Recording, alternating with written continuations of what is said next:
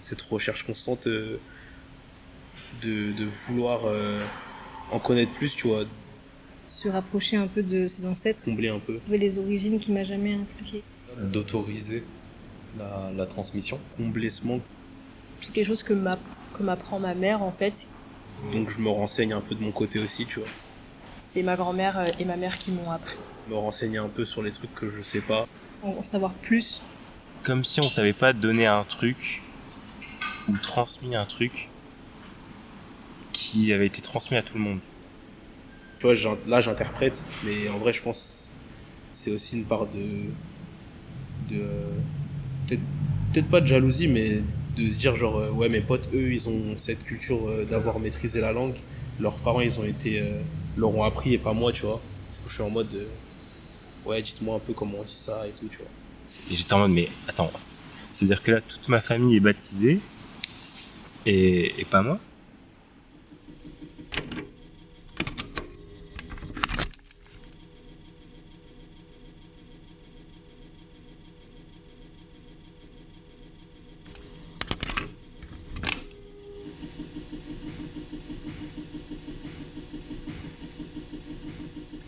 Bah en vrai, c'est beaucoup. Ma mère, elle a eu tendance à beaucoup prendre des photos, des vidéos et tout, de l'ancien temps et tout. Et du coup, même ma grand-mère, du coup, je me retrouve beaucoup à regarder ces photos d'archives. Mais je pense que c'est la cuisine, hein, en vrai. Enfin, c'est un peu, c'est ma mère qui m'a appris à me servir des épices et tout, et du coup j'utilise pas mal d'épices. Ce qui je pense, me fait combler ce manque, c'est quand je parle avec ma grand-mère, j'essaye de lui poser des questions pas trop directes, assez subtiles. Cette dimension-là du collectif, on a chacun quelque chose à s'apporter.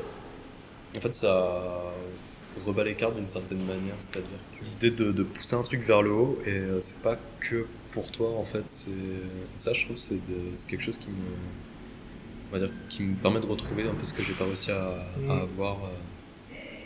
Plus des objets de souvenirs, tu vois, qui avaient pas forcément... Une valeur émotionnelle, en fait. Voilà, c'est ça, ouais.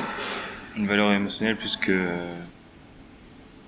Et eux me proposent quelque chose, et il y a il y a toujours une question d'échange équivalent. Ouais, vraiment les bijoux, les bagues...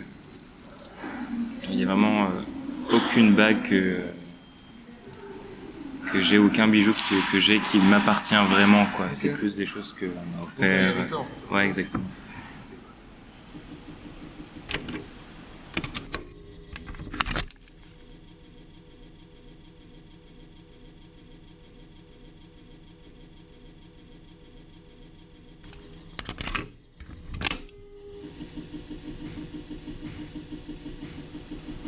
Du coup, j'ai pas eu cette transmission-là de mes parents de la religion ou même tout cet aspect traditionnel.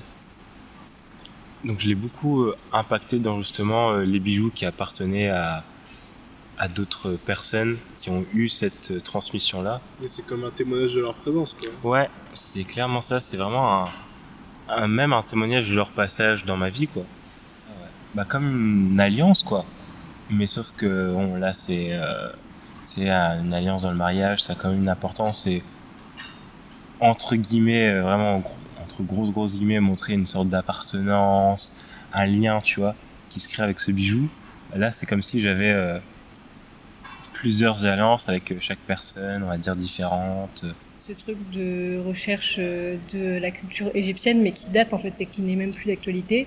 Mais juste, genre, j'ai l'impression que c'est assez rassurant et c'est une manière de se rapprocher un peu de ses ancêtres, alors qu'on sait même pas, genre, si ils existaient ou s'ils étaient en Égypte il y a des millénaires et des millénaires.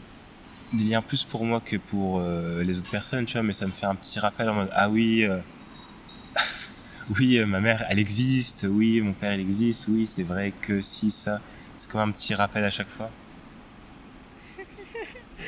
Une sorte de croyance que il y a des esprits en haut qui nous protègent, qui nous surveillent et qui sont là Enfin, je sais que mon père, il a gardé ce truc de guérisseuse et que parfois il me dit qu'il pense à nous très fort et que il pense à ses filles et là en mode j'espère que tout va bien et c'est à la limite s'il fait une prière et s'il envoie comme s'il essayait d'éjecter des bonnes ondes.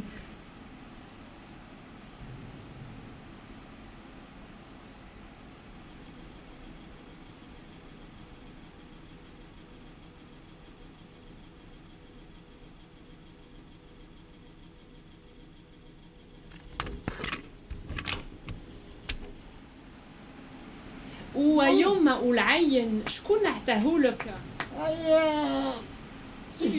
كيف نقولوا أطفالك عمك كيف نقولوا Ton grand-père? جدة C'est ta grand-mère.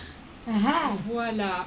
عمك تاع يما باش تبع D'accord. De Sa sa mère, grand-mère de sa maternelle. maternelle, de sa Ouais. maman. والله هي كي هكا يجوها وما تحبش انا تدي Pareil, elle voulait pas se faire payer.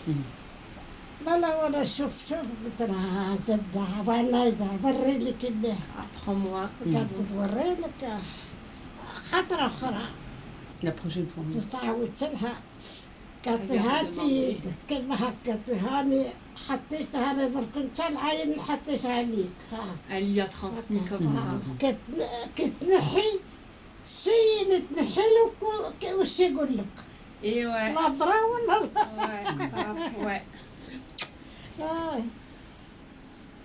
ترشقهم في الجاز وقول الملح تحرق والعين تفرق خلص الملح تحرق.